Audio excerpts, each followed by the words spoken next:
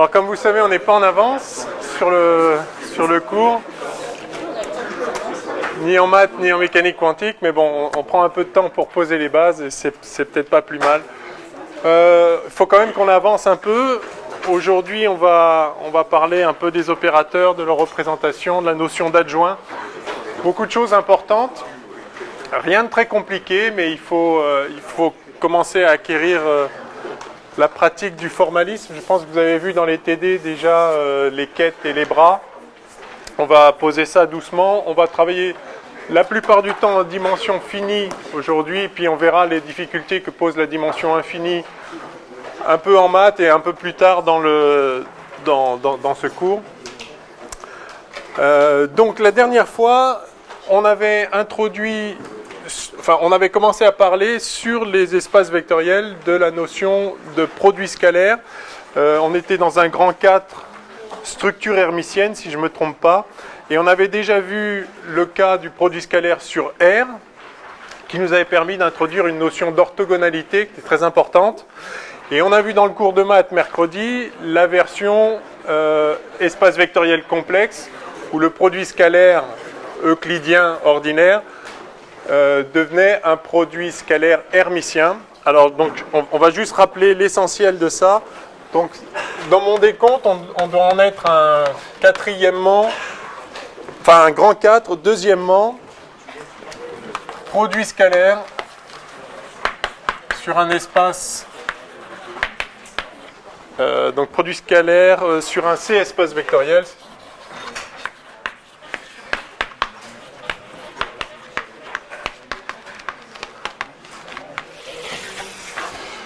Donc j'espère que vous avez bien compris ce qu'on a fait la dernière fois en maths.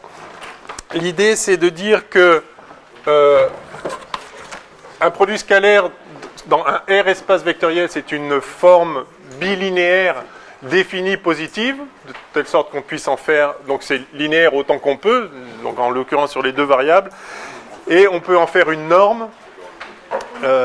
Donc le produit scalaire d'un vecteur par lui-même doit être positif et ne peut être nul que si le vecteur est nul. Donc si on veut faire pareil dans un C espace vectoriel, alors on va demander pour un produit scalaire dans un C espace vectoriel, on va demander aussi à ce qu'il soit symétrique autant que possible, mais puisque c'est une forme qui va denser, on veut assurer que le produit scalaire de U avec U soit réel, et par conséquent, on a vu qu'il fallait que quand on inverse, donc j'avais défini H, ce produit scalaire, il faut que quand on inverse l'ordre des vecteurs, on se retrouve avec le complexe conjugué, d'accord ?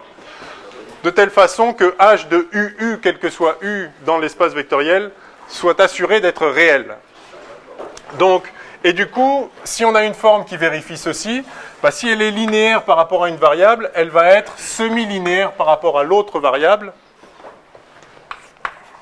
en vertu de cette conjugaison complexe.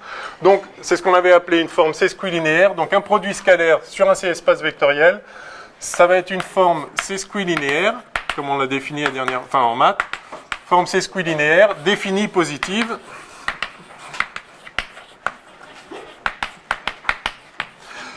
Et hermitienne étant la traduction de symétrique dans le cas des C espaces vectoriels. Et hermitienne, ça veut dire ça. Si on inverse l'ordre des vecteurs, on passe au conjugué, au complexe conjugué. Ça, c'est très important. Donc, défini positif, ça veut dire que H de UU, alors ça, c'est sûr que c'est réel en vertu de l'hermiticité. Et par ailleurs, ceci, donc, si vous voulez, ça appartient à R+, et c'est égal à 0 si et seulement si U égale 0.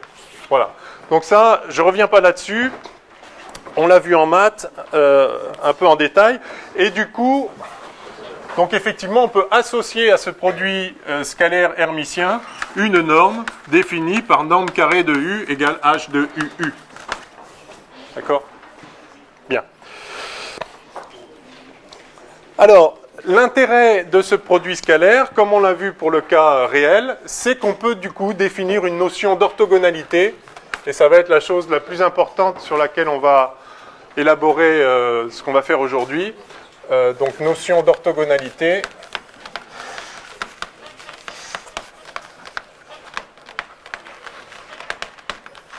Alors on l'avait vu dans le cas réel, je le répète dans le cas complexe. On dit que U et V sont orthogonaux. Donc U et V sont dits orthogonaux si leur produit scalaire est nul. Donc si H de UV égale 0. Du coup, H de VU aussi égale 0, peu importe dans quel ordre on prend les vecteurs. H de UV n'est pas égal à H de VU, c'est le complexe conjugué, mais si H de UV est égal à 0, le complexe conjugué de 0, c'est 0. Donc, deux vecteurs orthogonaux, il n'y a aucune ambiguïté là-dessus.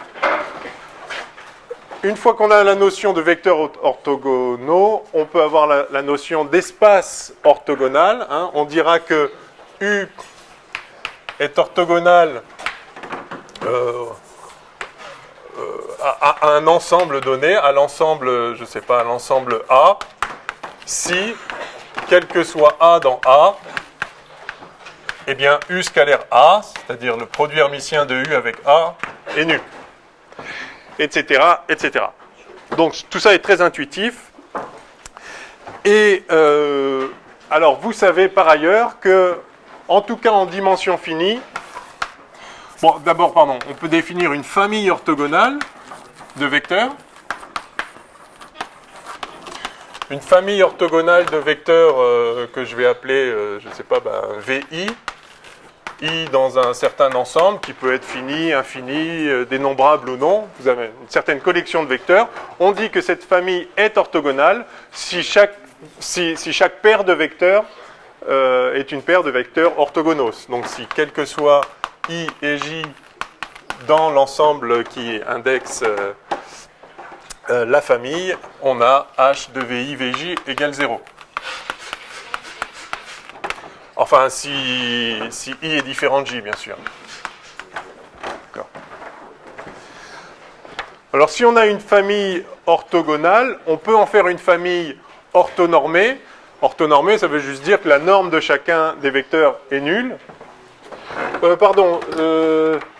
À condition qu'il n'y ait pas, le vecteur nul là-dedans, parce qu'on ne peut pas normer le vecteur nul, d'accord. Mais sinon, vous divisez par la norme. Si vous avez un certain vecteur VI qui se trouve ne pas avoir la norme 1, il est très facile d'avoir un vecteur qui a la même direction, donc qui sera orthogonal au même vecteur, simplement en le divisant par sa norme, d'accord. Et du coup, la norme de ça, maintenant, ça vaut 1. Bref. Donc passer de deux vecteurs orthogonaux à deux vecteurs orthonormés, il suffit de diviser par leur norme, à condition qu'il n'y ait pas un des vecteurs qui soit nul. Mais enfin, le vecteur nul n'est pas très utile pour former des bases. Or, tout ça, ça va être utile justement pour former des bases. Et donc on a ce résultat important, trivial en dimension finie, qui est que tout espace vectoriel de dimension finie muni d'un produit hermitien comme ceci, admet une base orthogonale et donc une base orthonormée simplement en divisant par la norme. Donc tout espace. Alors un espace comme ça, on appelle ça un espace hermitien, un espace vectoriel muni d'un produit hermitien. S'il est de dimension finie, en général, on réserve le terme hermitien pour dimension finie. Et dans le cas de la dimension infinie, on parle d'espace de Hilbert à condition qu'il soit complet. On verra ça en maths tranquillement. Enfin, peu importe, en tout cas pour tout ce qu'on fait en physique, les propriétés qu'on attend auront lieu. Donc tout espace vectoriel hermitien, donc en dimension finie, encore une fois, c'est trivial, il suffit on peut la construire explicitement, cette base. Tout espace hermitien admet une base orthonormée. Je vais noter ON pour orthonormée, si vous voulez bien, pour gagner un peu de temps. Donc, et vous connaissez le moyen de de produire une base comme ceci par le procédé de Gram-Schmidt. Hein, vous m'avez dit la dernière fois que vous connaissiez ça. Donc ça marche dans le cas complexe, dans le cas hermitien, comme dans le cas euclidien, donc sur un R espace vectoriel. Vous avez une famille libre. Oui. Le procédé de Gram-Schmidt, c'est un procédé à partir d'une famille libre. Vous avez une famille de vecteurs.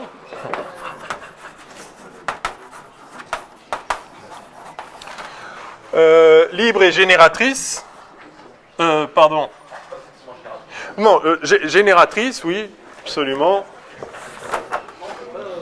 Orthogonaliser une génératrice si elle est plus grande que...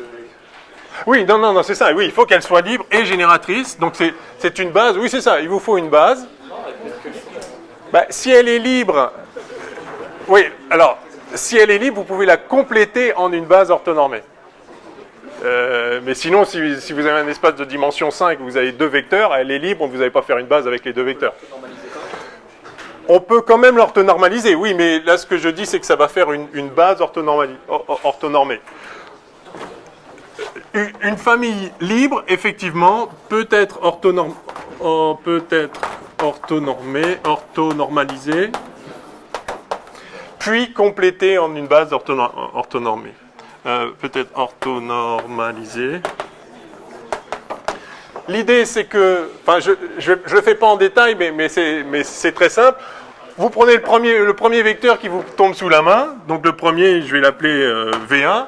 Celui-là, ça va être notre premier vecteur de base. S'il n'est pas normé, vous divisez par sa norme et maintenant il est normé. Ensuite, vous voulez le deuxième. Alors vous prenez, c'est simple, vous prenez le deuxième vecteur. Donc lui, ça va vous faire votre premier élément de base E1. Puis vous prenez le deuxième vecteur de votre famille et puis vous le projetez orthogonalement sur U1, sur V1 ou sur E1 maintenant. Vous projetez celui-là sur... Géométriquement, ça se voit bien. Donc vous avez un premier vecteur. Le deuxième, soit il est déjà orthonormé et l'affaire est réglée, enfin orthogonal et c'est réglé, soit il ne l'est pas. S'il ne l'est pas, vous le projetez orthogonalement, c'est-à-dire que vous prenez sa composante sur le vecteur V1. Bon, alors je ne vais pas perdre trop de temps à ça, mais alors, comment on projette orthogonalement? Vous avez... Ce vecteur-là, c'est quoi? C'est le vecteur... Alors, je suppose que V1 est normé, ou même pas. Faisons le cas général. C'est quoi ce vecteur-là? Eh bien, c'est H de V1, V2. Ça, c'est le produit scalaire fois V1 divisé par H de V1, V1. Est-ce que vous voyez ça? Ce vecteur-là, c'est le projeté, je vais l'appeler proj, orthogonalement sur V1 de V2. Vous voyez ça? Vous prenez la composante de V2 sur V1, qui est ça, et puis vous mettez cette composante le long de V1. Voilà. Pensez à des vecteurs géométriques, c'est tout à fait évident. Si vous avez A, B, ce vecteur-là, c'est le vecteur A, donc je mets en géométrique, c'est le vecteur A scalaire B fois A sur norme de A. Parce que ça a pour norme, ce nombre-là, c'est A, norme de B, fois cos de l'angle. Et donc du coup, ce vecteur-là, il a pour longueur norme de B, cos θ, et il est dirigé suivant alpha. Soit dit en passant, c'est complètement trivial. Enfin bon, ça c'est trivialement suivant V1. Ça a pour norme, si vous faites la norme de ça c'est des nombres, donc ça va vous faire module de lui divisé par module de lui fois h de V1, V1. Si vous faites le produit scalaire avec V1, ça va s'éliminer avec ça, il va vous rester le produit scalaire de V1 avec V2. Donc ça a bien la bonne longueur. Alors maintenant, l'idée de Gram-Schmidt, mais qui est complètement... qui est importante d'ailleurs pour d'autres raisons. Oui. Ça ne devrait pas être h de V1, V1, enfin racine de h de V1, V1, divisé par la norme. Ça, c'est la norme au carré, non? Ça, c'est la norme au carré, oui. Oui, mais lui, il y a la norme de lui. Et du coup, on a enfin, ce que vous voulez, c'est h de V1, V2 selon la direction de V1. Oui. On a une norme sur les normes au carré, donc Ah oui, sur sa longueur à lui. Oui, c'est ça, pardon. C'est ça que vous voulez dire. Vous avez raison.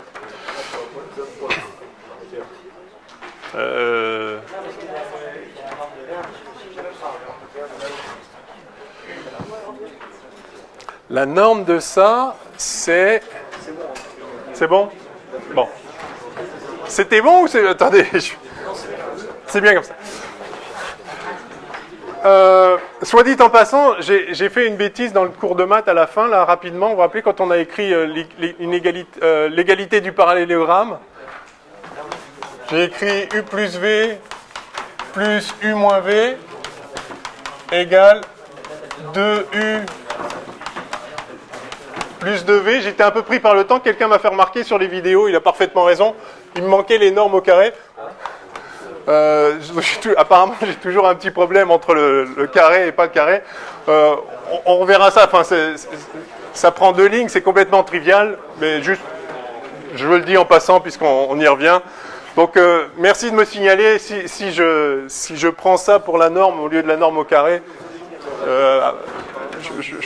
Bon, bref, enfin, il s'agit bien du produit scalaire de V1 par V1, et ça, c'est la norme au carré.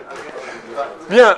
Il faut qu'on avance là. Donc, le point que je veux vous montrer, c'est que si maintenant vous faites, donc ce vecteur-là, je vais l'appeler V'2. Si maintenant vous faites V'2 moins V2, enfin, ou V2 moins V'2, je sais pas, allez, V2 moins V'2, ce vecteur-là, il est orthogonal à V1. Pourquoi? Parce que, enfin, géométriquement, ça se voit. Ça, c'est V'2, du coup, c'est celui qu'on a projeté sur V1. V'2 moins V2, c'est celui-là. Enfin, V2 moins V'2. V2 moins V'2, c'est celui-là, d'accord? Et celui-là, il est orthogonal à V1. Mais, alors là, c'est un dessin géométrique, ça se voit parce que c'est des vecteurs géométriques. Mais dans le cas général, ça, c'est bien le projeté orthogonal en ce sens-là. Donc, ça est orthogonal à V1. Il suffit de prendre le produit scalaire de ça avec V1. Si vous faites le produit scalaire de ça avec V1, donc V1 scalaire V2 moins V'2, d'accord? Je fais le produit scalaire hermitien de V1 avec ce nombre-là, ben, j'obtiens par linéarité H de V1 V2 moins H de V1 V'2. D'accord? Or, H de V1, ok, donc H de V1 V2, moins H de V1 V'2, et V'2, c'est ça. Donc, c'est H de V1 avec ça. Alors, ça, c'est des nombres, c'est linéaire. Si vous voulez, allez, je vais le faire explicitement une fois, et après, on ira plus vite.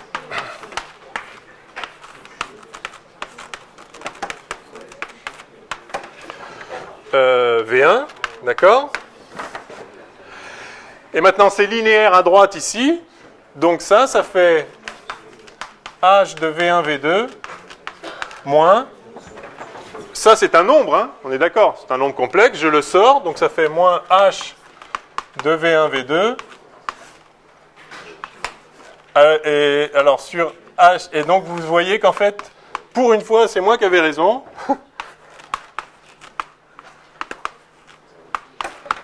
Il n'y a pas de racine.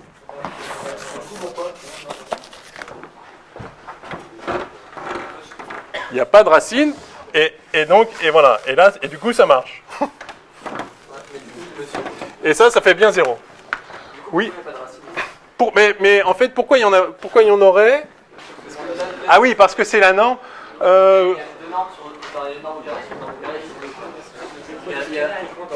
Oui, mais lui, il n'est pas normé encore. Ah, ok, d'accord. Ouais, ok. Bon, mais vous voyez, c'est bien qu'on l'ait fait. Donc, on vérifie que ce vecteur-là est bien, enfin si on fait V2 moins V'2, enfin ça dégage ça et il y a ça moins ça, donc ça fait bien 0. Donc ce vecteur-là est bien orthogonal. Donc vous voyez comment on a construit à partir de deux vecteurs qui n'étaient pas orthogonaux, juste en retirant la projection sur l'autre, on fabrique deux vecteurs orthogonaux. Et puis après, on prend le troisième, on le projette sur chacun des deux, enfin ou sur le plan correspondant, on fait le vecteur moins son projeté, et d'un seul coup, ce nouveau vecteur, il est orthogonal au précédent, et ainsi de suite, jusqu'à ce qu'il n'y ait plus de vecteurs dans la base, et on a fabriqué, enfin dans la famille, on a fabriqué une famille orthonormée. Voilà. Et donc on peut alors le théorème dit qu'on peut la compléter, si elle est pas génératrice, on peut rajouter des vecteurs, simplement il suffit de prendre le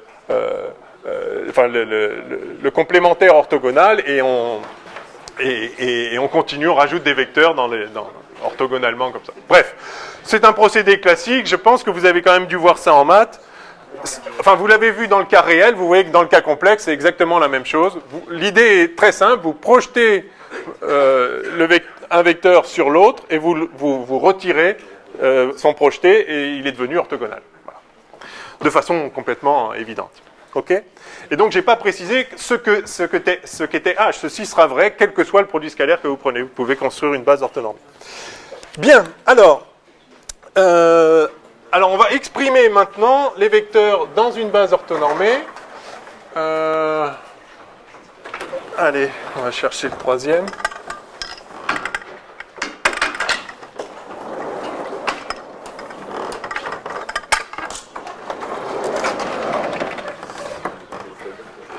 Donc, petit c.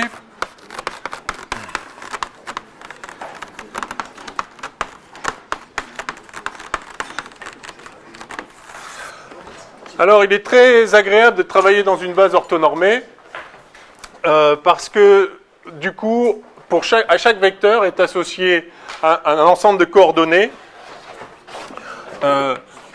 Par définition d'une base, si vous avez une base EI,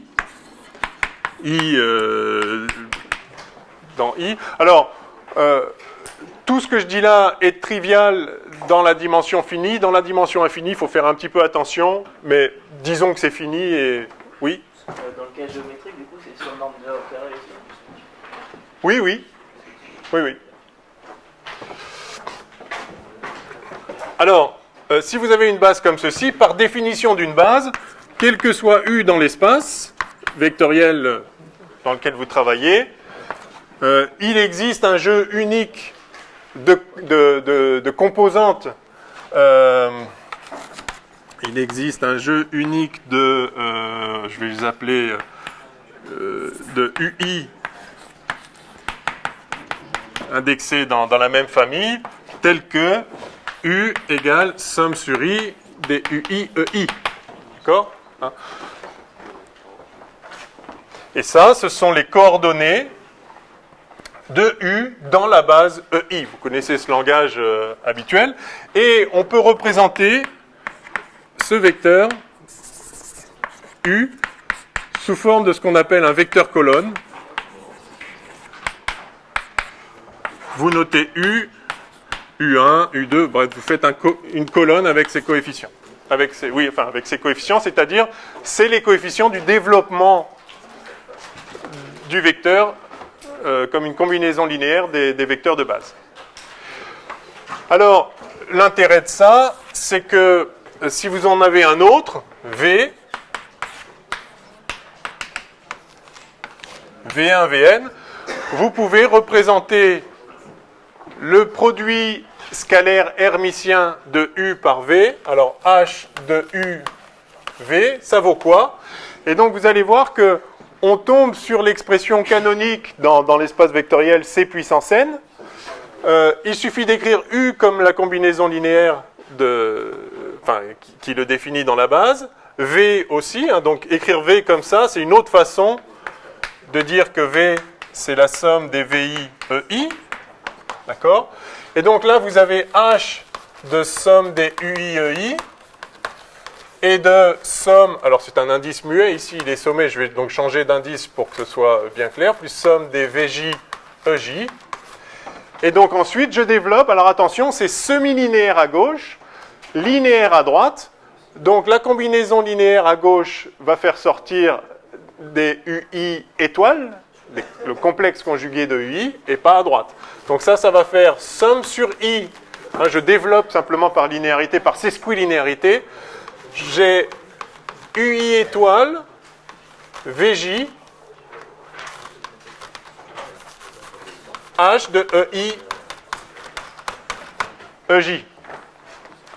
Et dire qu'on a une base orthonormée, dire que l'ensemble des EI est une base orthonormée, c'est très précisément dire que H de EI, EJ, c'est delta IJ. Si I est différent de J, ils sont orthogonaux, H de EI, EJ égale 0. Si I est égal à J, H de EI, EI, c'est égal à 1 parce qu'ils sont normés. Du coup, ça, c'est delta de IJ, et par conséquent, vous voyez que H de UV est égal, du coup, ceci n'est pas nul que si I égale J, donc c'est égal à somme sur I des UI étoiles UI. VI, pardon.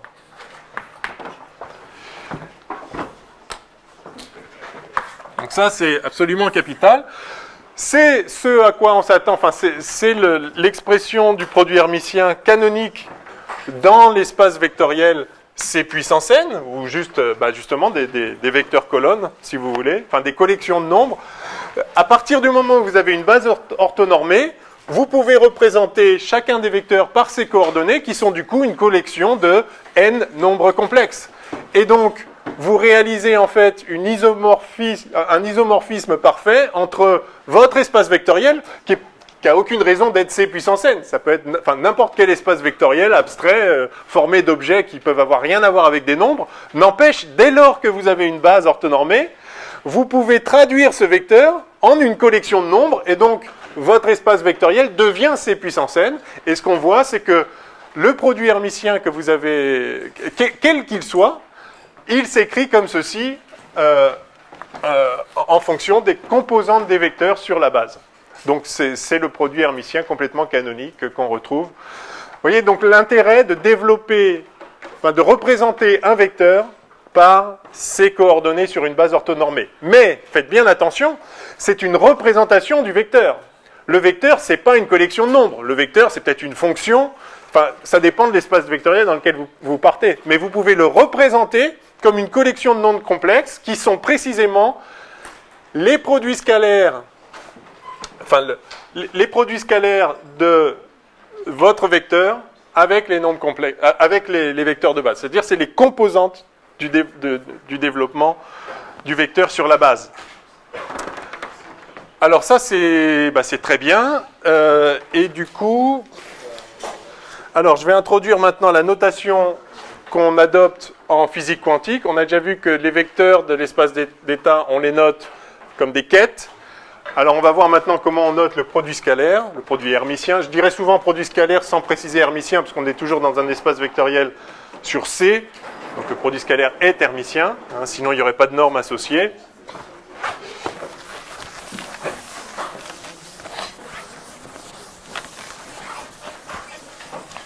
Du coup, vous voyez que tous les espaces vectoriels hermitiens sont en fait isomorphes. D'accord ? Donc c'est juste une façon de les représenter. Ils sont tous isomorphes parce qu'ils sont faits tous isomorphes à C puissance n.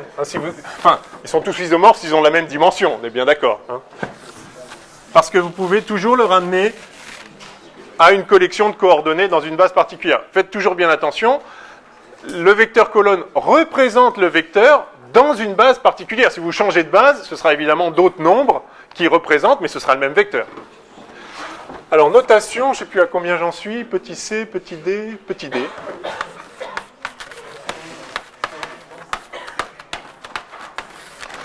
Alors, en physique quantique, il est d'usage de représenter, donc, on note H de UV, quel que soit U et V dans l'espace vectoriel, on le note comme ceci. Pardon, comme ceci. UV. Okay. Donc on a vu que les vecteurs... Alors en fait, ouais, U est noté U, et il y en a vraiment un qui grince à chaque fois, là. V est noté V, et donc en fait, H de U et de V est noté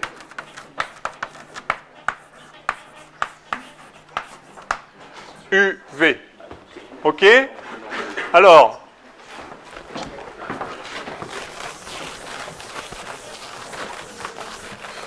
c'est une notation extraordinairement pratique. On va voir ça aujourd'hui déjà. Et puis de toute façon, vous allez voir, on va voir ça toute l'année, enfin tout le semestre. Donc ça s'appelle un ket. C'est un vecteur d'état. C'est un vecteur d'un espace vectoriel. Et ça, vous pouvez voir ça comme le produit de deux matrices. Alors, j'appelle matrice, enfin, on appelle matrice une collection de nombres. Une matrice NP, c'est une collection de nombres à n lignes et p colonnes. Hein, d'accord? Donc, ce ket-là, qui est un vecteur, une fois que j'ai une base orthonormée, je peux représenter ce vecteur comme une collection de nombres, sous forme ici de vecteur colonne. Et donc, un vecteur colonne, c'est-à-dire un ket, vous voyez que ça, c'est en fait une matrice n fois 1. D'accord? Il y a n lignes et une colonne. D'accord? C'est une matrice n1. C'est un peu pédant de le dire comme ça, mais enfin, c'est pas faux. Eh bien, donc, ce qu'on a vu, c'est que UV, là, ce produit hermitien, il est égal à somme sur I des UI étoiles VI. Ça, on peut le voir comme un produit de matrice. On peut le voir comme le produit d'une matrice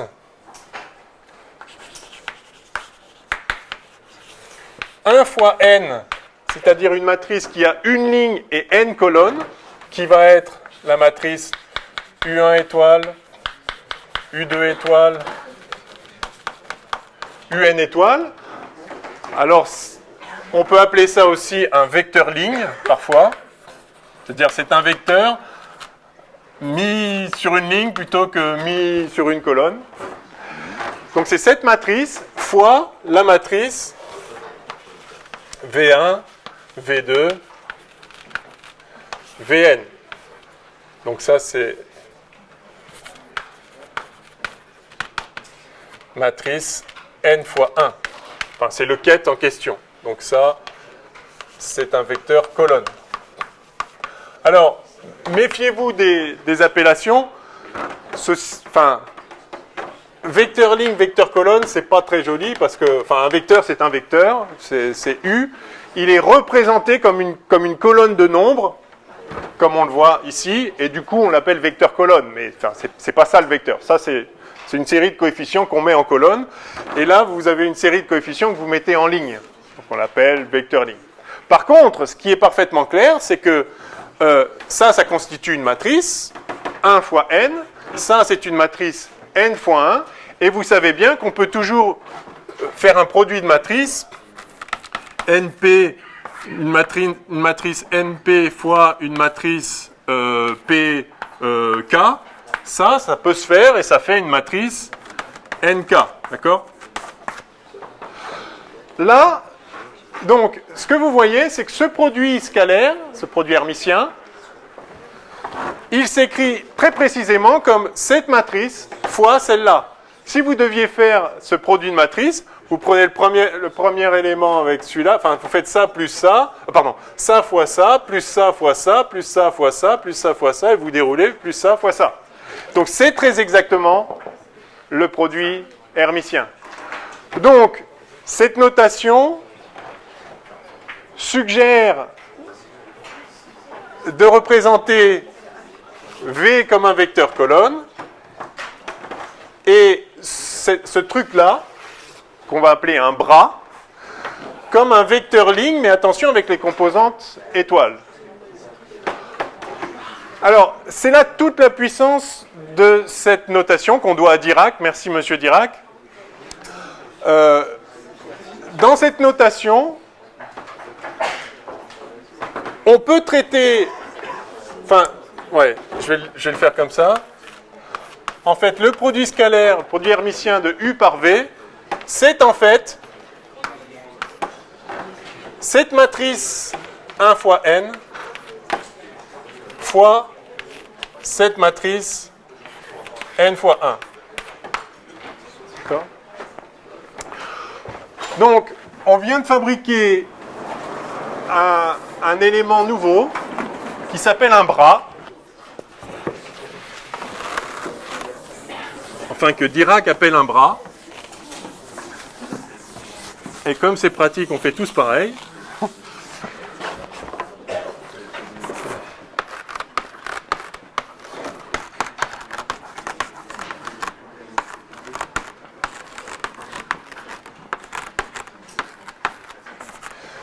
Ça s'appelle un bras. Et on verra en maths que ça a une... c'est pas juste une collection de nombres. Ça a un statut mathématique bien défini qui correspond à ce qu'on appelle une forme linéaire.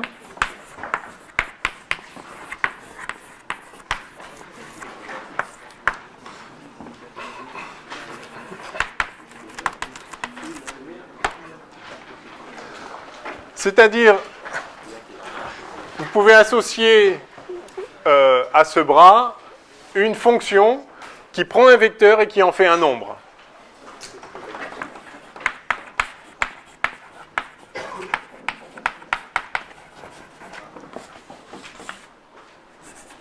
À chaque vecteur U, alors je vais appeler à chaque vecteur psi, parce que c'est déjà U, lui, est associé un nombre complexe, hein, on est dans un espace vectoriel complexe, qui est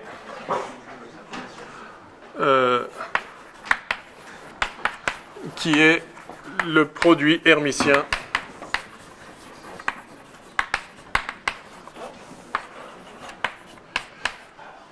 de U par psi.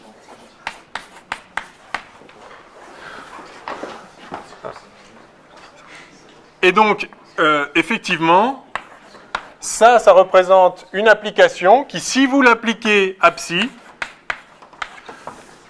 ça vous donne U psi, le produit hermitien de U par psi. Vous voyez que la notation est très pratique. Cette chose-là, qui est donc représentée par une matrice 1 fois n, si vous l'appliquez à un vecteur qui peut être représenté par une matrice n fois 1, vous allez obtenir un nombre qui est le produit des deux, qui n'est rien d'autre que la somme des UI étoiles VI ici, qui est donc le produit scalaire de U par psi. Donc ça s'appelle un bras. Pourquoi ? Parce que ça s'appelle un ket, et que ça, du coup, ça s'appelle un bracket. C'est un bras fois un ket. Alors, bon, en anglais, vous savez que bracket... Alors, je ne sais pas pourquoi il n'a pas mis le C.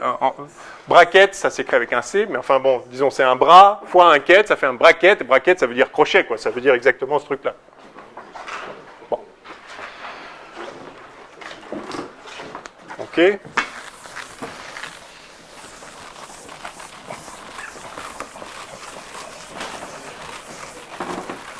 Alors, l'intérêt de cette notation, c'est, on va le voir tout de suite, c'est que tout se passe comme si, effectivement,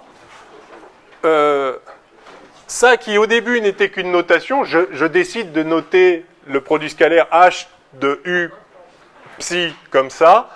En fait, via le biais des coordonnées, on peut le voir comme le produit d'une matrice par une autre. Et ça va se généraliser. Alors, on va en venir maintenant...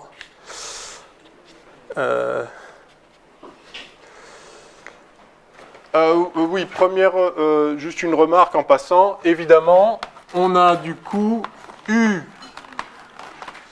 si vous voulez, on a VU qui vaut UV étoile. Ça, c'est complètement évident, puisque ça, ce n'est rien d'autre qu'une notation pour h de VU. H de VU. Et ça, ce n'est rien d'autre qu'une notation pour h de UV. Et du coup, étoile, ça, c'est h de UV, là. Et ça, c'est h de VU. Et évidemment, comme le produit est hermitien, h de VU, c'est h de UV étoile. Quand on intervertit l'ordre, c'est... Bon, donc ça, c'est une propriété évidente. C'est juste la traduction de ce que ça veut dire vraiment, ce bracket. OK, alors, je vais maintenant introduire, et c'est là que ça va devenir intéressant, les opérateurs linéaires. Je vais peut-être en faire une...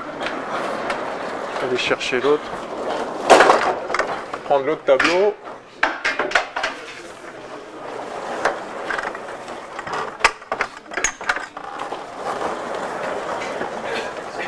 Alors, comment représenter les opérateurs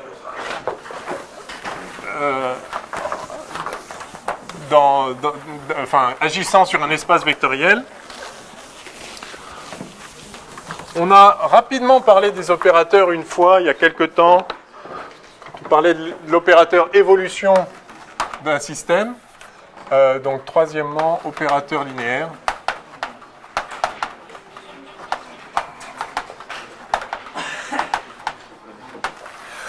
Bon, on a dit que les états d'un système quantique étaient représentés par des vecteurs dans un certain espace. Ok, c'est bien, mais si on veut aller un peu plus loin, si on veut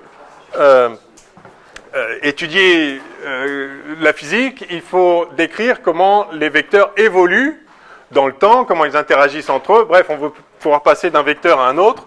Et c'est précisément ce que fait un opérateur. Un opérateur, ça prend un vecteur et ça en fait un autre. Donc c'est une fonction de l'espace vectoriel sur lui-même. Alors, et linéaire, si c'est linéaire, c'est-à-dire si l'action de l'opérateur sur une combinaison linéaire, ça donne la combinaison linéaire des actions individuelles, enfin des actions de l'opérateur sur chacun des vecteurs individuellement. Alors définition. Alors on notera systématiquement les opérateurs avec un petit chapeau dessus.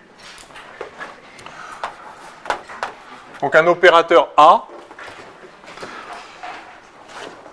par définition, c'est une application de E dans E, de l'espace vectoriel dans lui-même, qui, à tout vecteur U de E, associe un autre vecteur, V. Et on va noter ça, enfin, par définition, c'est A appliqué à U, d'accord ? Et maintenant, si on est donc, ça c'est vrai de manière générale, quel que soit l'espace vectoriel, si on est dans le cadre de la physique quantique, c'est-à-dire que notre espace vectoriel c'est l'espace des états, du coup les vecteurs sont notés comme des quêtes, à ce moment-là, on écrira le quête V, qui est donc l'image du quête U par l'opérateur A, va être noté A de U et... on ne met pas les parenthèses, c'est pas la peine, et on va voir tout de suite qu'on peut représenter A ici par une matrice, et donc ça va être simplement, enfin c'est l'action de A sur U. Alors on va voir justement comment ça se fait. Dire qu'elle est linéaire, que l'opérateur est linéaire, ça veut dire que A appliqué à alpha U plus bêta V, enfin allez, alpha 1 U1 plus alpha 2 U2, eh bien c'est égal à alpha 1 A appliqué à U1 plus alpha 2 A appliqué à U2. Okay, donc là, j'ai rien dit, j'ai défini un opérateur linéaire, mais c'est complètement évident. Et maintenant, je vais regarder comment on peut représenter cet opérateur, et on va voir qu'on peut le représenter par une matrice. Ce qui est intéressant avec les opérateurs linéaires, c'est que vous pouvez caractériser entièrement l'opérateur si vous connaissez son action sur les vecteurs de base. Si vous savez comment l'opérateur transforme les vecteurs de base, alors vous savez comment il transforme tous les vecteurs. Pourquoi ? Par linéarité. Puisque tous les vecteurs s'écrivent comme des combinaisons linéaires des vecteurs de base, évidemment, si vous savez ce que deviennent les vecteurs de base, vous saurez ce que deviennent n'importe quel vecteur. Donc, action de A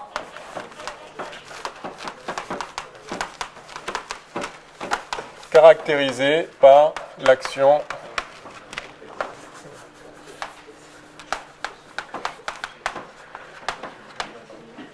sur les vecteurs de base. Ce serait vrai même dans une base non orthonormée, mais je vais prendre une base orthonormée. Donc, je la noterai très souvent comme ça. La base orthonormée, je la note EI, I dans I. Alors, beaucoup de choses que je dis, déjà, certaines choses que j'ai déjà dites et d'autres que je vais dire là, sont valables aussi en dimension infinie, mais il y a parfois des petites complications, donc on précisera ça tranquillement en maths. Faites comme si c'était toujours de la dimension finie. En dimension finie, tout ça est parfaitement clair et trivial. En dimension infinie, c'est général, enfin en tout cas dans un espace de Hilbert, ça fonctionne aussi, mais il faut prendre 2-3 précautions qu'on prendra tranquillement en maths. Donc, si j'ai une base comme ceci, tout vecteur U s'écrit comme somme des UI, EI, pour I dans I, dans le grand I, là, enfin dans l'espace d'indexation. Et par conséquent, A appliqué à U, pardon, j'aurais dû mettre des quêtes. Alors, je vais mettre des quêtes maintenant systématiquement, puisque on est dans l'espace des états d'un système quantique. Donc, A appliqué à U, eh bien, c'est simplement somme sur I des UI A appliqué à EI, d'accord, par linéarité. Donc, vous voyez, si vous connaissez ça, là, vous connaissez tout. Alors, donc petit b,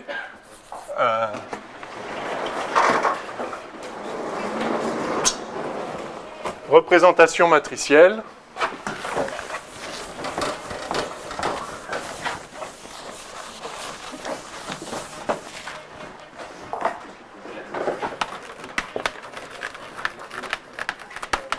Oui ?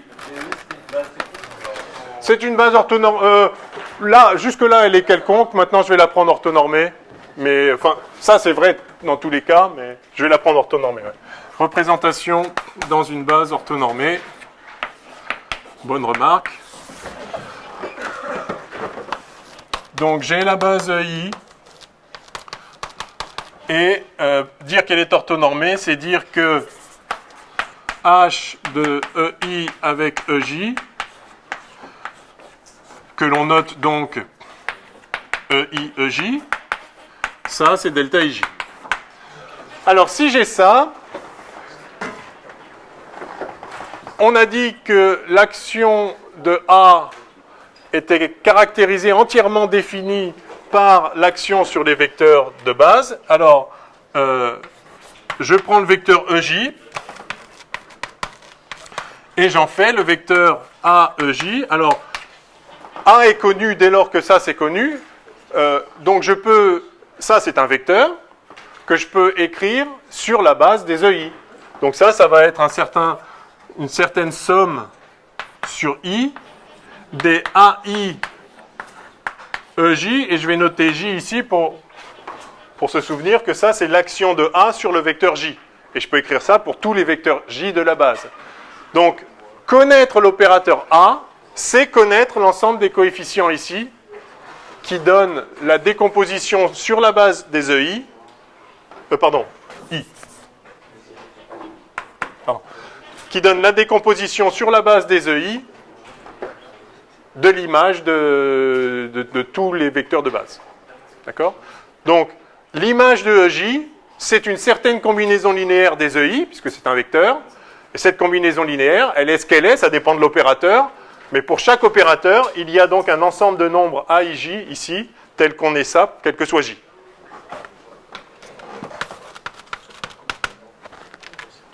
OK ? Bon, eh bien, du coup, on peut représenter A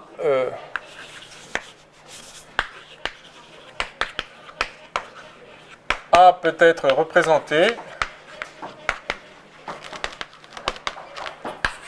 par la matrice des AIJ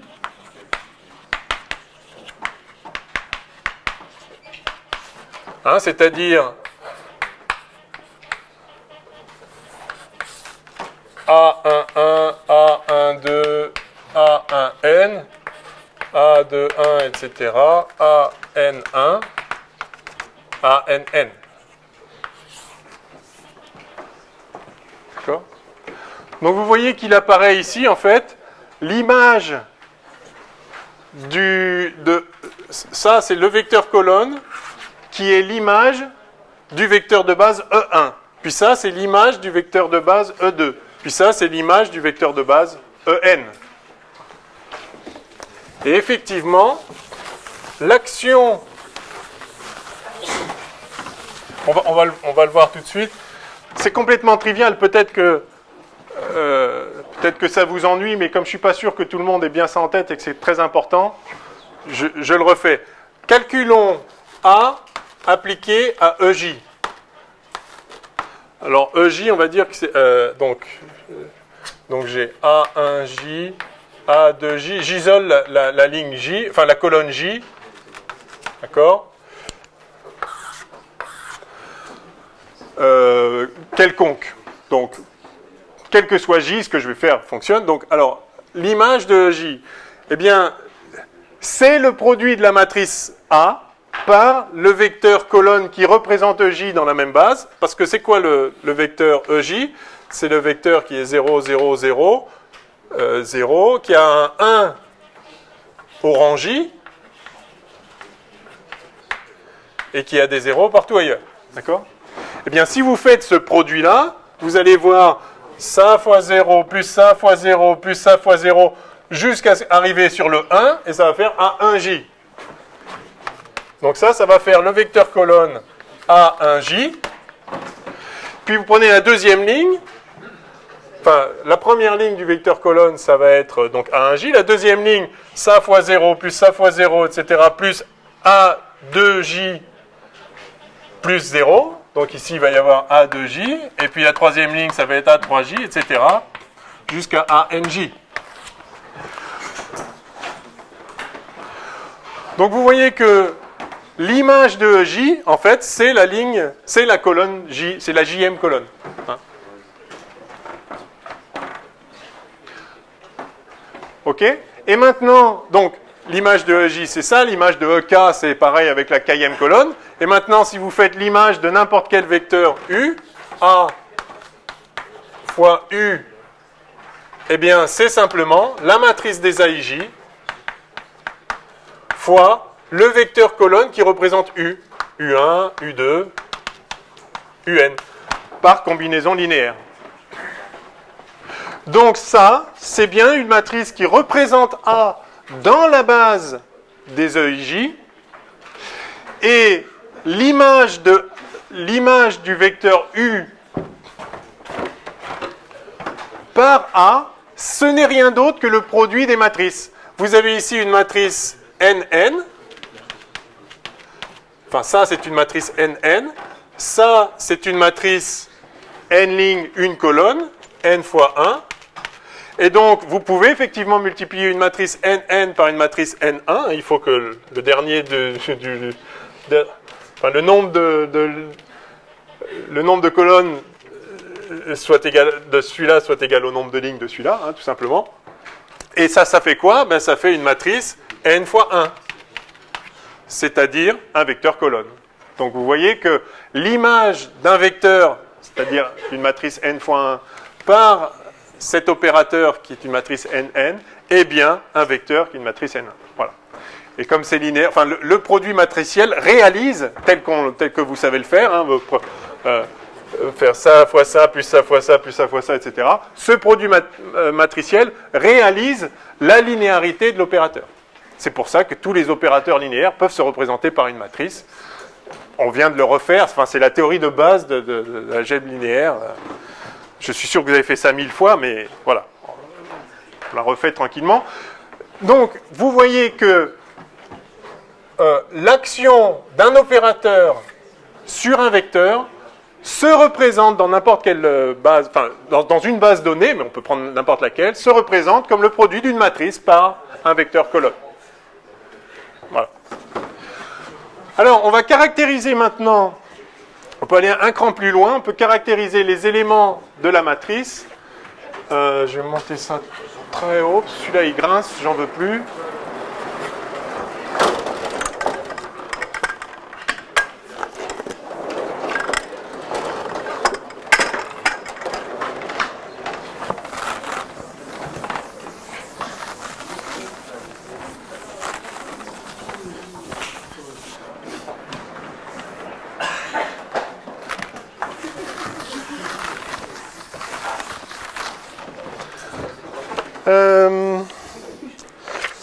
Alors, représentation matricielle. Ouais, alors. Les éléments de matrice, je sais pas. Petit c.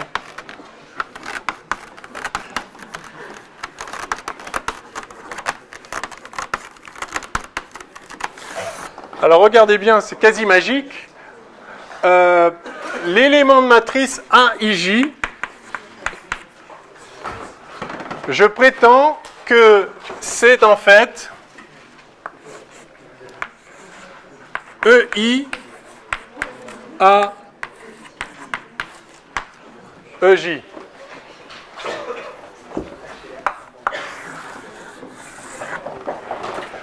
Voyons ça tout de suite. AEJ, par définition, AEJ, je l'ai effacé? Non, c'est là-haut.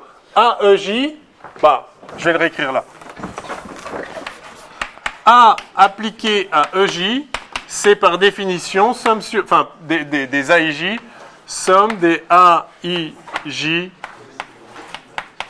EI. Vous vous rappelez, on est parti de là. Tout opérateur est caractérisé par son action sur les vecteurs de base. Et on a appelé AIJ le développement, les coefficients du développement de l'image de J sur la base EI. Eh bien, vous voyez effectivement que si vous faites maintenant, ça c'est un vecteur, si maintenant vous faites son produit scalaire de ce vecteur avec le vecteur EI,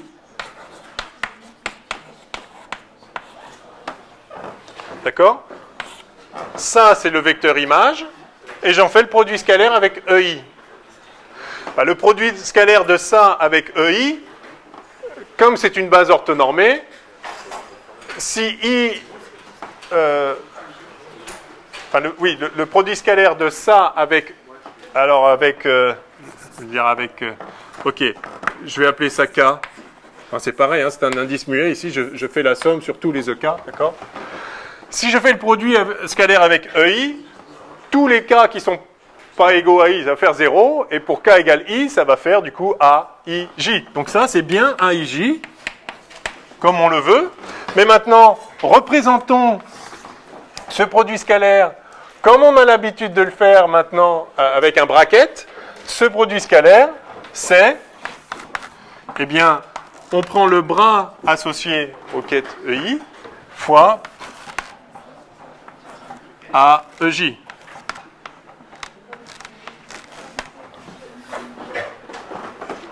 Vous voyez la notation? Donc c'est là que vous commencez à voir que c'est vraiment très pratique. AIJ qui est donc l'élément de matrice à la ligne I et à la colonne J, c'est bien le produit scalaire de A de EJ par EI, comme on vient de le voir là, et ça, dans la notation bracket, ça s'écrit EI à EJ. Et vous voyez que cette expression a parfaitement un sens.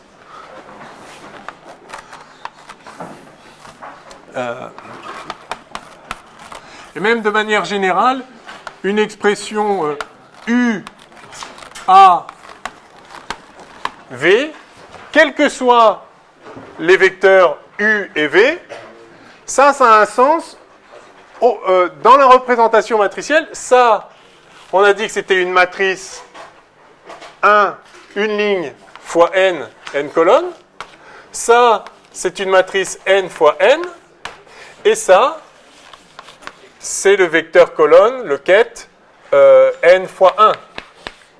Et donc, effectivement, vous pouvez faire ce produit, matrice 1 par n, 1n fois nn, fois n1, et ceci va faire une matrice. Alors, cette partie-là, ça fait une matrice 1n, et puis fois n1, tout ça, c'est bien une matrice n11, c'est-à-dire un nombre. normal, c'est le produit scalaire d'un truc avec un autre. C'est un nombre complexe. D'accord ? Alors, donc, pourquoi c'est si pratique et surtout pourquoi ça marche, la notation de Dirac ? C'est parce que le produit des matrices est associatif. C'est ça la clé du problème. Le produit matriciel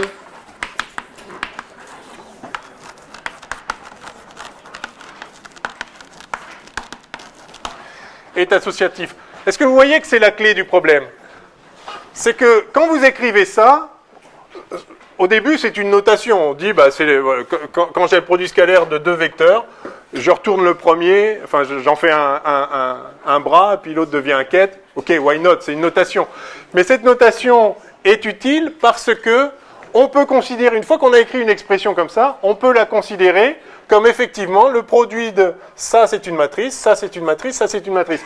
Mais on ne peut faire ça que parce que le produit matriciel est associatif, c'est-à-dire qu'il n'y a pas d'ambiguïté. Est-ce qu'on fait ça fois cette matrice-là, ou est-ce qu'on fait ça fois cette matrice-là ?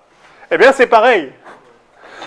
Si ce produit-là, vous voyez qu'on a un produit de matrice 1n, nn, n1, vous pouvez soit dire, en fait, je regarde l'image de V par A, je fais ce produit matriciel, donc A fois V, c'est-à-dire une nn fois une n1, ça, je vais le mettre en vert, ça, c'est une matrice n fois 1, donc ça, c'est un vecteur colonne, d'accord ? C'est un ket, c'est l'image du ket V par A. Et puis ensuite, je fais le produit scalaire avec U, donc j'ai 1 fois n fois 1, d'accord ?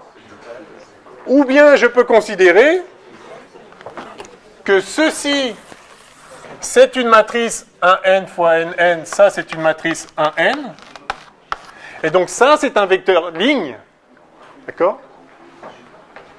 Et je fais le produit scalaire du vecteur associé, du ket associé à ce vecteur ligne par V.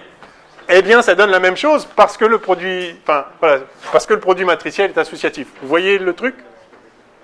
Donc ça, c'est bien important.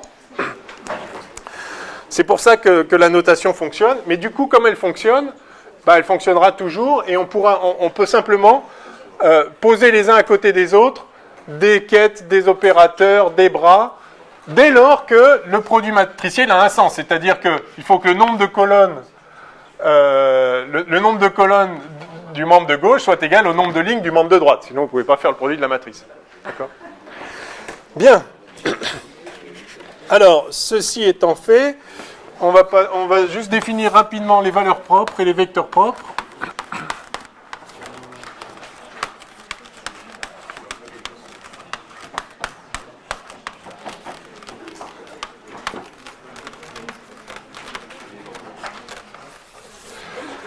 Valeurs propres et vecteurs propres, vous connaissez tout ça. On dit que psi est vecteur propre de A associé à la valeur propre lambda si A appliqué à psi est égal à lambda psi. Ok ? J'espère que vous vous souvenez tous de ça. C'est une définition. Donc, si vous avez un vecteur qui se transforme en un multiple de lui-même par l'action de A, donc l'opérateur transforme le vecteur en un vecteur de même direction, proportionnel à lui-même, on dit qu'il est vecteur propre, et le coefficient de proportionnalité, on l'appelle valeur propre. Alors ça, c'est un nombre de C. L'image d'un vecteur par l'opérateur, c'est un autre vecteur, donc c'est une combinaison linéaire de vecteurs de base quelconque. Quand cette combinaison est proportionnelle au vecteur dont vous êtes parti, on dit qu'on a un vecteur propre. Bon, j'ai rien d'autre à en dire. Et maintenant, on va toucher le nœud du problème. La notion d'adjoint.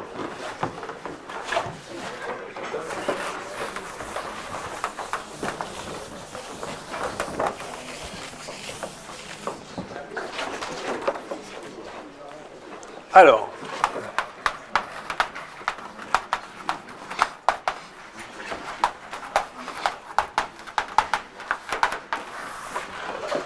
l'opérateur adjoint. Avez-vous déjà entendu parler des adjoints d'opérateurs? Alors, ceux qui ont déjà fait de la physique quantique, j'espère, mais peut-être pas les autres. Alors, en dimension finie, c'est très simple. En dimension infinie, c'est un peu plus compliqué à cause du problème de l'ensemble de définition de l'adjoint. Mais on va rester en dimension finie. J'indiquerai comment faire en dimension infinie. Il y a quelques restrictions. Le point clé est le suivant. Donc, oui. Chut, s'il vous plaît. Le vecteur forme peut être le vecteur nul aussi. Alors, le vecteur... oui, le vecteur nul est toujours vecteur propre pour la valeur propre 0. Mais du coup, c'est pas très intéressant. Mal pour toutes les valeurs propres. Ah non, pardon, c'est Non. Non. Ok. Ouais. Attendez, qu'est-ce que je dis? Oui, non, le vecteur nul... Oui, bah si, le vecteur nul est transformé en lui-même linéairement, par linéarité. Si vous faites A de U plus 0, ça doit faire A de U, et donc A de 0, c'est 0. Il n'y a pas un truc comme quoi le vecteur nul peut être vecteur propre, comme ça. Oui, du coup, comme c'est trivial, effectivement... Ouais, c'est ça. On peut...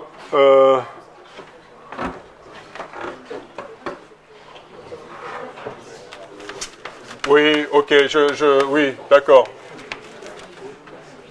Enfin, je vais le noter comme ça. Enfin, le vecteur nul, voilà. Oui. Soyons safe comme ça. Voilà. Bien. Alors, on a un espace vectoriel, E, et il est muni d'une forme hermitienne qui réalise le produit scalaire hermitien dans l'espace vectoriel sur C. Alors, si vous regardez 2 secondes l'application qui a eu... Alors,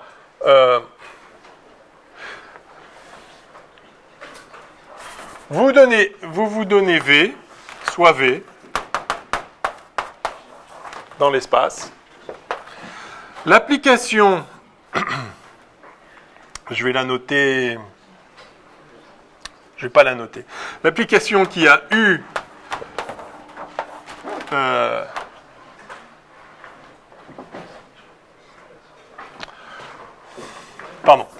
soit A. L'application qui a eu associe H de AU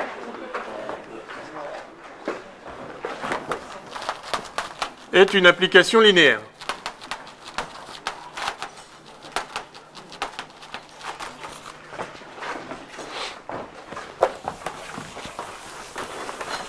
D'accord? Ça, c'est évident, puisque H est une forme sesquilinéaire, et en particulier, elle est linéaire à droite. Enfin, ce H-là, c'est linéaire à droite, donc cette application, elle est linéaire par définition. Alors, il y a ce qu'on appelle le théorème de représentation, qui est trivial en dimension finie, et qui, en dimension infinie, est beaucoup moins trivial, mais est vrai quand même, en tout cas dans certaines conditions, et on appelle ça le théorème de représentation de Riesz. Je ne sais pas comment on prononce, je ne sais pas s'il y a des Hongrois dans la salle. C'était un Hongrois. Bon.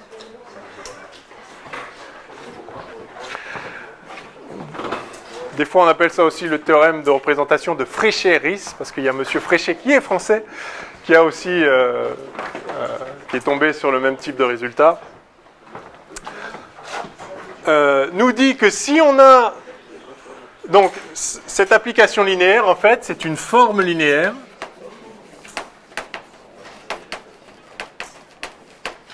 Forme, on dit qu'on a une forme parce que ça, c'est un élément de C, en fait. Hein. Bien sûr, c'est un nombre, hein, ça. Hein. Donc vous prenez un vecteur et vous en faites un nombre de façon linéaire. Eh bien, quand on a ça, on peut montrer, donc encore une fois en dimension finie, c'est complètement trivial, on peut montrer que forcément, il existe un certain vecteur A. Oui, il existe un unique vecteur A tel que cette application. Donc,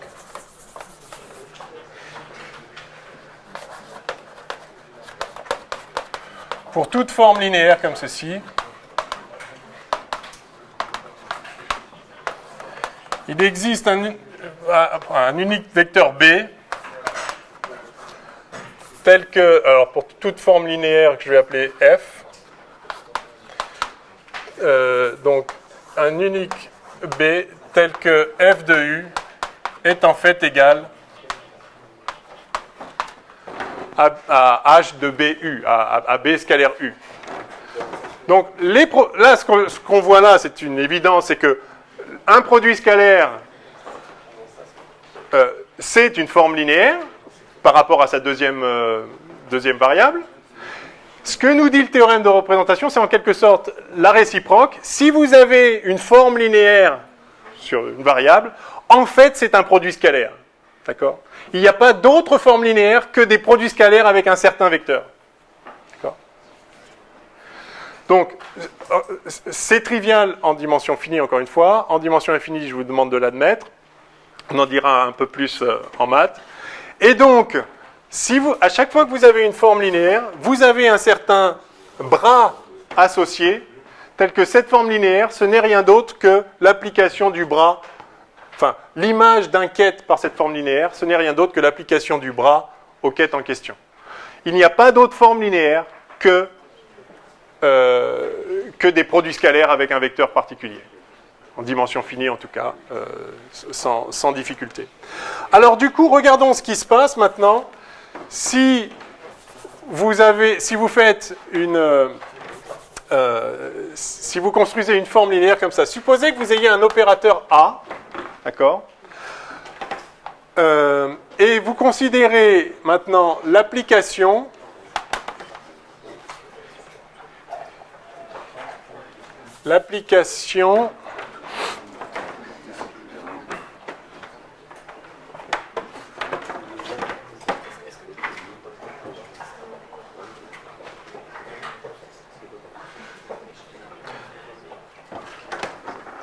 excusez-moi.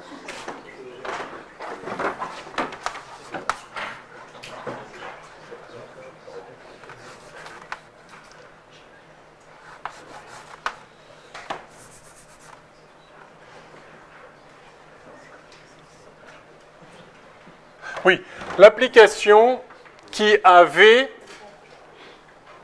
associe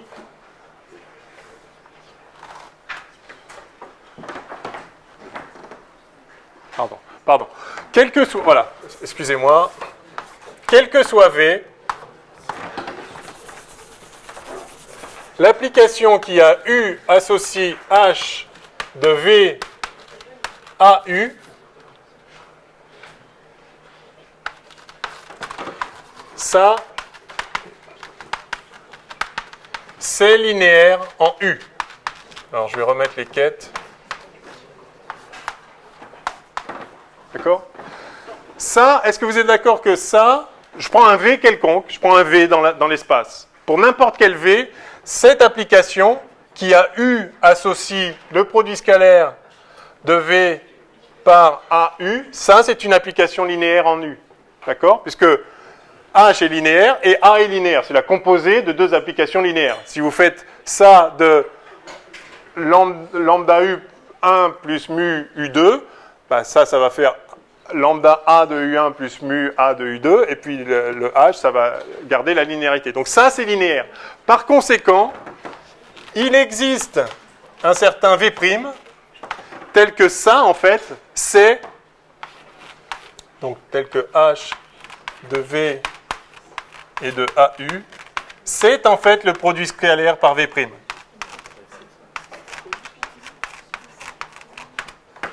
Enfin, je vais l'écrire comme ça. C'est en fait le produit scalaire par V'. Sur U. Ah, décidément, je me perds dans les notations. OK? Ça, c'est une forme linéaire pour n'importe quel V. Donc, pour n'importe quel V, il existe un certain V', tel que ça, c'est en fait le produit scalaire par V'. Et donc, pour chaque V, vous pouvez construire un V' unique. Ce V', par définition, c'est l'image de V par l'adjoint de A. Alors, c'est un tout petit peu abstrait. Je vais les réécrire. Je vais écrire une ligne qui résume tout.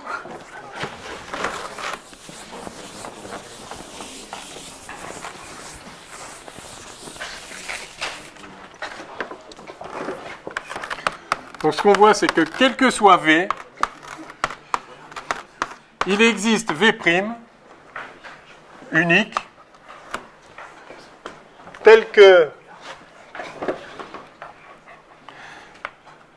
H de V 1U est égal à H de V' U. OK?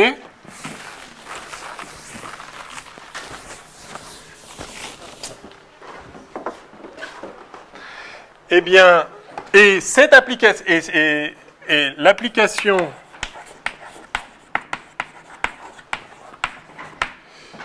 qui a V associe V' est linéaire. Le fait qu'elle soit linéaire est là aussi trivial, tout simplement parce qu'on a affaire qu'à des choses linéaires ici. H est linéaire, A est linéaire. Vous pouvez vérifier très simplement en prenant simplement lambda 1 V1 plus lambda 2 V2 que le V' en question, ce sera lambda V'1 plus mu V'2. Il suffit de l'écrire, ça tombe en une ligne. Donc l'application qui a V associe V' est linéaire. Eh bien, on appelle accroît, enfin on appelle adjoint de A, et on note accroît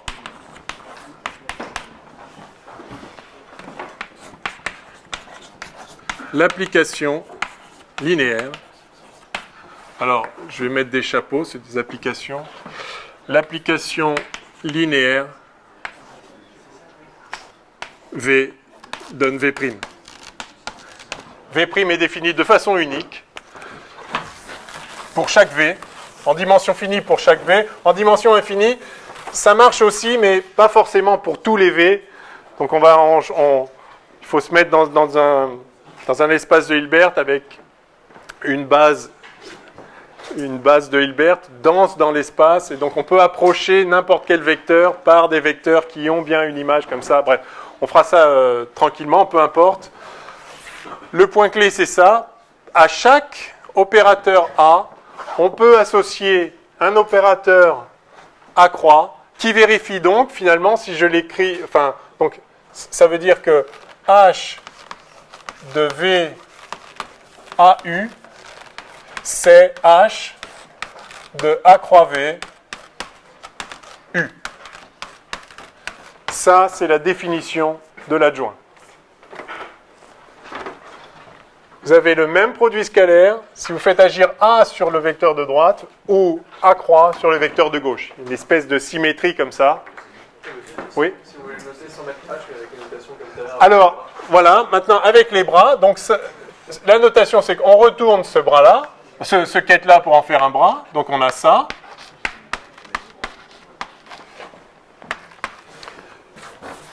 Et là, eh bien, alors ça, c'est un quête à part entière, et donc ce quête, ça c'est un quête, donc le bras associé, c'est le bras, alors je vais le noter d'abord comme ça. C'est le bras associé à ce quête, fois U, d'accord?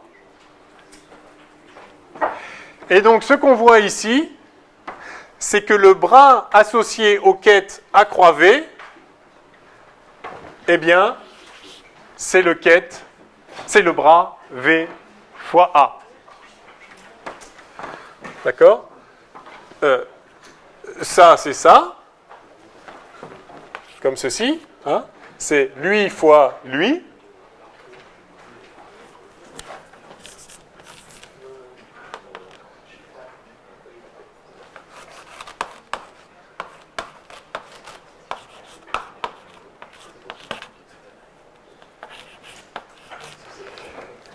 Lui,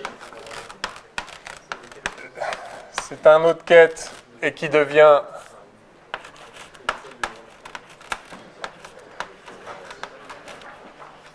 le bras de ce ket, d'accord? Et c'est là qu'on revient sur la notation avec le fait que en fait, tout ceci, c'est juste un produit de matrice. Donc là, on a une matrice 1 fois n. Ici, on a n fois n. Et ici, on a n fois 1. D'accord? 1 fois n fois n, n fois 1. Ici, on a un bras qui est donc 1 fois n.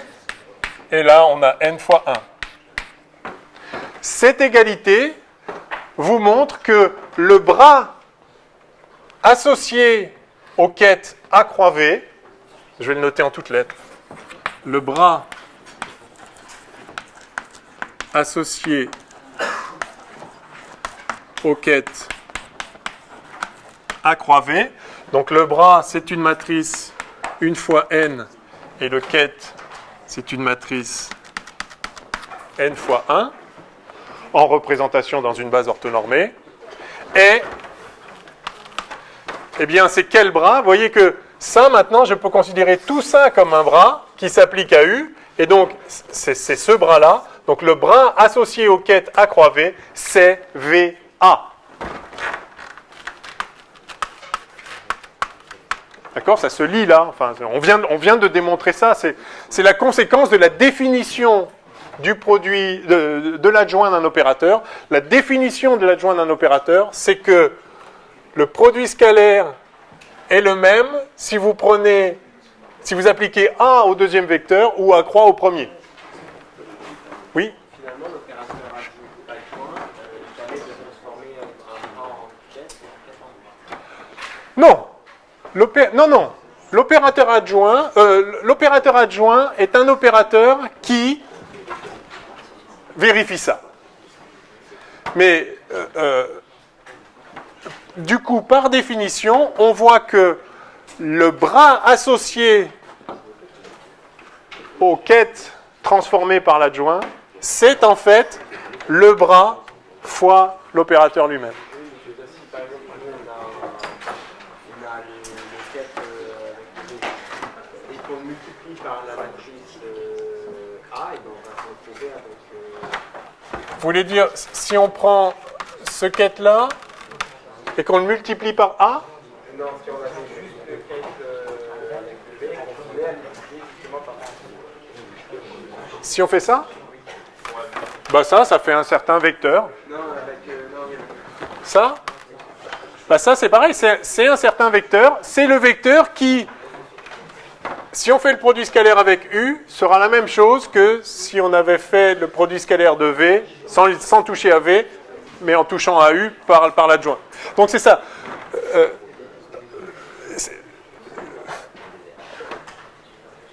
Bon, vous avez deux vecteurs, U et V, ils ont un certain produit scalaire. Il est ce qu'il est. Maintenant, si vous changez U en AU, évidemment, ça va changer le produit scalaire. La définition de l'adjoint, c'est que si vous changez U en AU, vous obtiendrez le même produit scalaire que si en fait vous aviez changé V en A croix V. D'accord ? Le produit scalaire de V avec AU, c'est pareil que le produit scalaire de A croix V avec U. C'est la définition de l'adjoint. Et ce qu'on voit, ce que montre le théorème de représentation qui est trivial, encore une fois en dimension finie, c'est que pour chaque opérateur, il existe un opérateur adjoint qui va donner le même produit scalaire si on applique l'opérateur à une des variables ou l'adjoint à l'autre variable. Donc il y a une espèce de symétrie comme ça entre les... Oui, non, d'ailleurs, ça c'est une matrice n par 1, ça c'est une matrice 1 par n, hein, puisque ça c'est 1 fois n fois n fois n. D'accord ? À chaque quête est associé un bras, mais ils ne sont pas égaux, ils ne sont même pas dans le même espace. Un quête c'est un vecteur colonne, un bras c'est un vecteur ligne, si vous voulez. D'accord ? Mais ce qu'on vient de voir ici, c'est que le bras associé à A croix V, c'est VA. Et du coup, le bras associé à AU, c'est U A croix.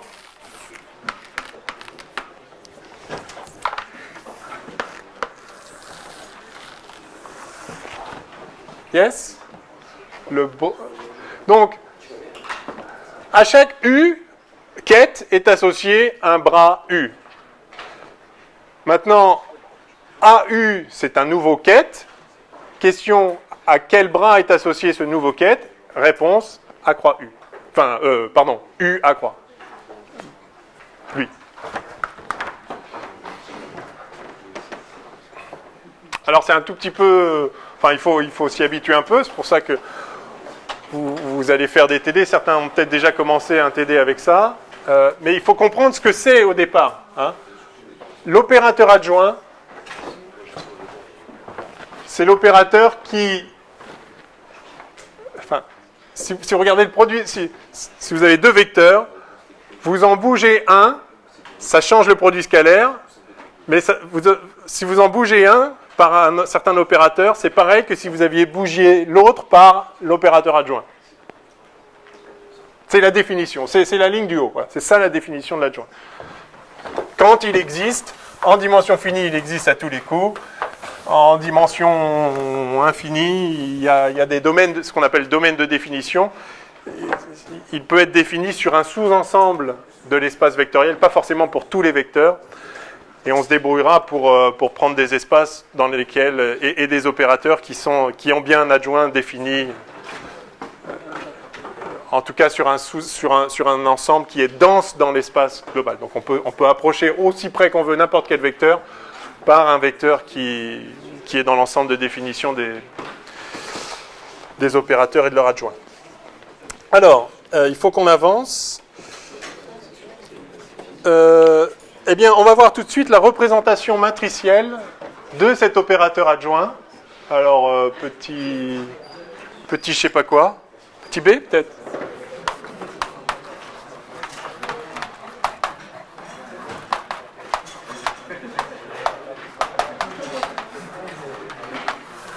Bon, je suis désolé, c'est un peu technique aujourd'hui, mais il faut vraiment que vous compreniez ça.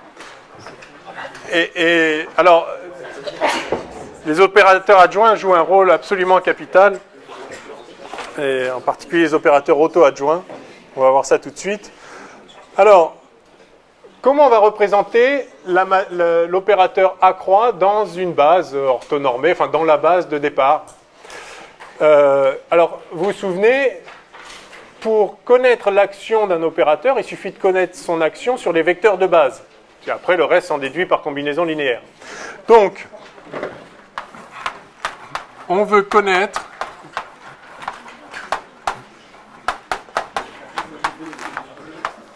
l'action de A croix sur les EI. D'accord?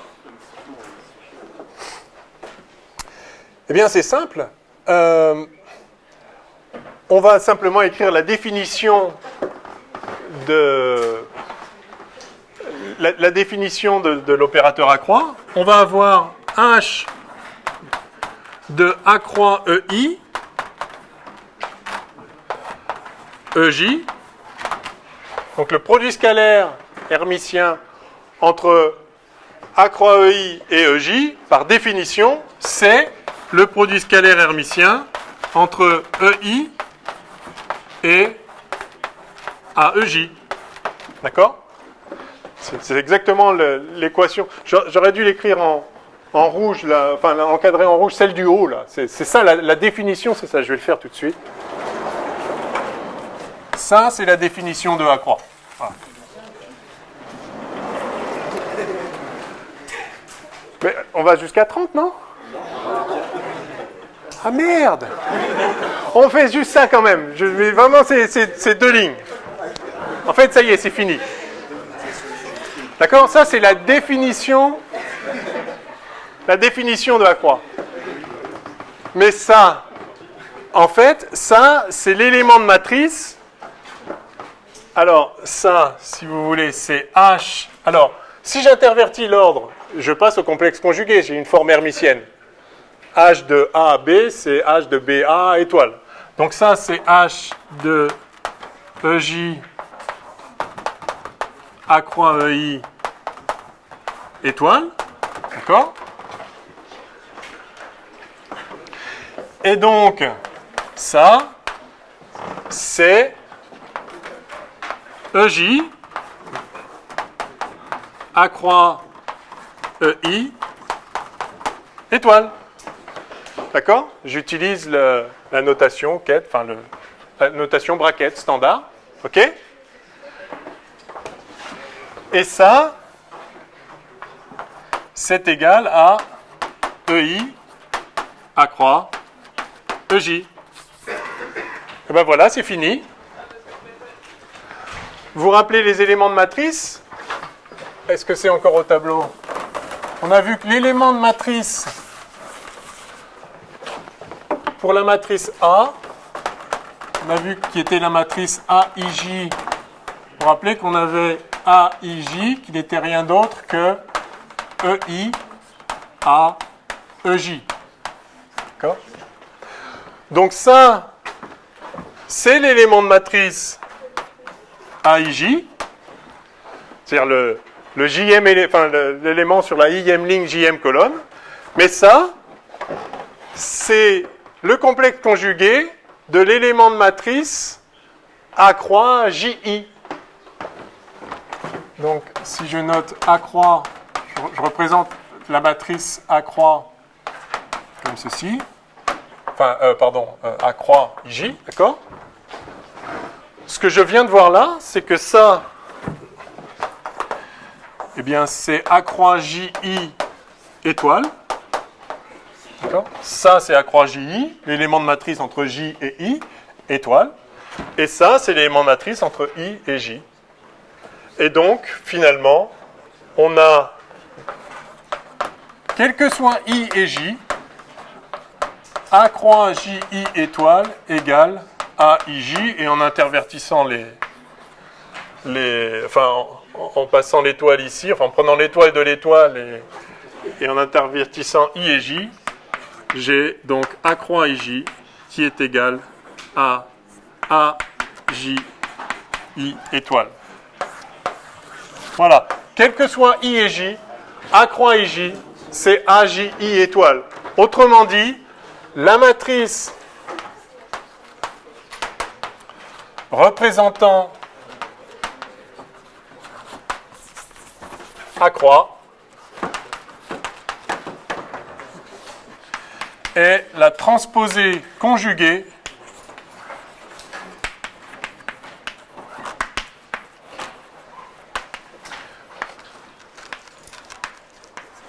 de la matrice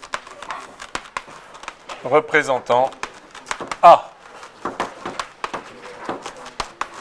Et ceci, quelle que soit la base, bien sûr. Quelle que soit la base choisie. Alors attention, un opérateur, ce n'est pas une matrice, c'est représenté par une matrice, mais quelle que soit la base que vous choisissez, alors vous pouvez, dès lors que vous avez choisi une base, un opérateur est représenté par une matrice, eh bien ce qu'on vient de montrer en une ligne, juste par la définition de l'adjoint, on voit que la matrice qui représente l'adjoint, c'est la transposée conjuguée de la matrice qui représente l'opérateur lui-même. D'accord ? Hein, vous invertissez les lignes et les colonnes, transposez, et vous prenez le complexe conjugué. Ça s'appelle parfois la transconjuguée de la matrice. Ok? Bon, on a encore pris un peu de retard, super. À lundi?